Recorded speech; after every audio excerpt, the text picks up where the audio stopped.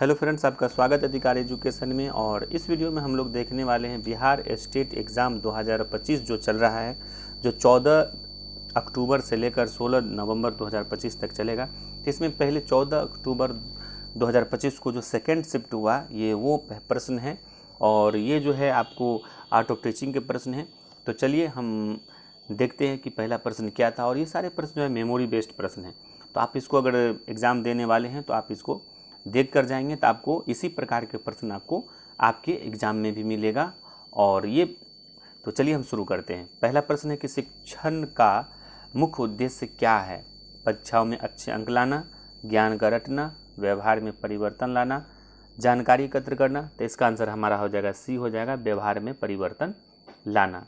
दूसरा प्रश्न है कि निम्न में कौन शिक्षण का सर्वोत्तम रूप है? उपदेशात्मक शिक्षण, प्रयोगात्मक शिक्षण, रटकर शिक्षण, मौखिक शिक्षण। तो इसका आंसर हमारा हो जाएगा बी हो जाएगा, प्रयोगात्मक शिक्षण।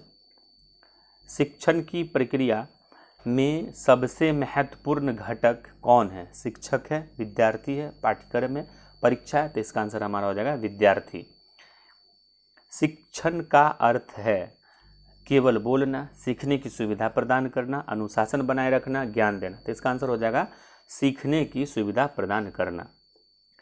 शिक्षण एक द्विपक्षीय प्रक्रिया है। इसका अर्थ है केवल शिक्षक बोलता है, केवल छात्र सुनता है, शिक्षक और छात्र दोनों सक्रिय रहते हैं, कोई नहीं। तो इसका आंसर हो जाएगा सी हो जाएगा, शिक्षक और छात्र दोनों सक्रिय होते हैं। कक्षा में शिक्षण का वातावरण कैसा होना चाहिए? डर भरा, प्रतिस्पर्धात्मक, मैत्रीपूर्ण और प्रेरणादायक, अनुशासनहीन। तो ये हो जाएगा मैत्रीपूर्ण। अगर फ्रेंड्स आपने अभी तक चैनल को सब्सक्राइब नहीं किया है तो आप इस चैनल को सब्सक्राइब कर ले और बेल आइकन को भी प्रेस कर दें ताकि आपको इसका मैसेज मिलते रहे वीडियो का। प्रभावी शिक्षण का मुख्य लक्षण क्या है? शिक्षक की अधिक बोलने की क्षमता, विद्यार्थियों की सक्रिय भागीदारी, शिक्षक का कठोर अनुशासन, अधिक क्रियाकर्ता। हो जाएगा विद्यार्थियों का सक्रिय भागीदारी, बी आंसर। इसका आंसर क्या हो जाएगा हमारा?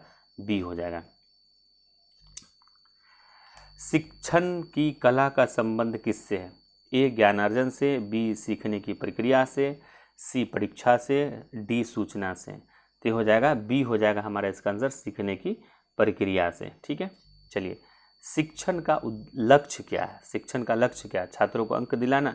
बिल्कुल नहीं। संज्ञानात्मक, भावनात्मक और सक्रिय विकास करना, ये हो सकता है।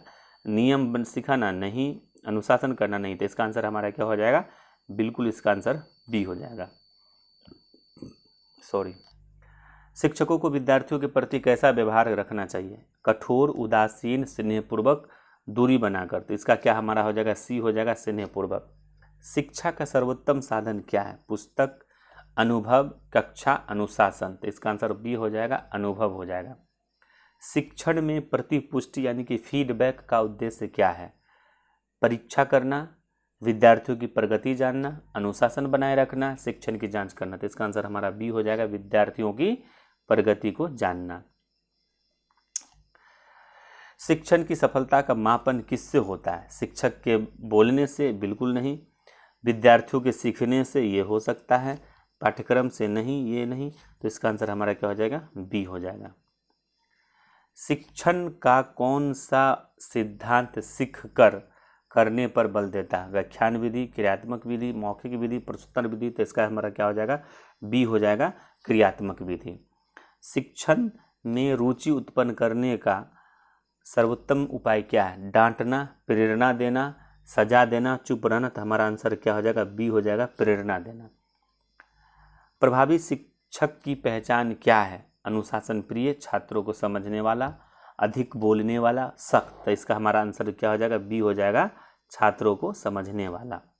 शिक्षक के लिए सबसे आवश्यक गुण क्या है?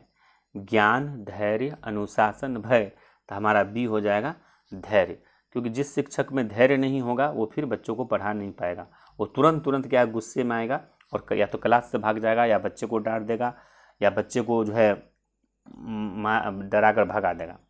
तो इसलिए शिक्षक में जो है ना धैर्य होना सबसे ज़्यादा जरूरी, क्योंकि वो बच्चे हैं, बच्चे एक बार में नहीं समझते, कई बार उनको समझाना पड़ता है और वो बदमाशी भी करते हैं। तो धैर्य बहुत ज़रूरी है शिक्षक के अंदर। और ये बहुत बड़ा गुण है कि शिक्षकों के अंदर धैर्य होना चाहिए, पैसेंस होना चाहिए। चलिए 18वां क्वेश्चन है कि शिक्षण का मनोवैज्ञानिक आधार क्या है? बुद्धि, अनुभूति, अधिगम सिद्धांत, स्मृति। तो इसका आंसर हमारा क्या हो जाएगा? सी हो जाएगा, अधिगम सिद्धांत। शिक्षा का उद्देश्य क्या है? शिक्षा का उद्देश्य जो है नौकरी पाना, बिल्कुल नहीं। मानव का सर्वांगीण विकास, परीक्षा उत्तीर्ण करना, ज्ञान बढ़ाना। तो इसका है मानव का सर्वांगीण विकास, यानी कि बी हो जाएगा। शिक्षण का सबसे महत्वपूर्ण पहलू क्या है?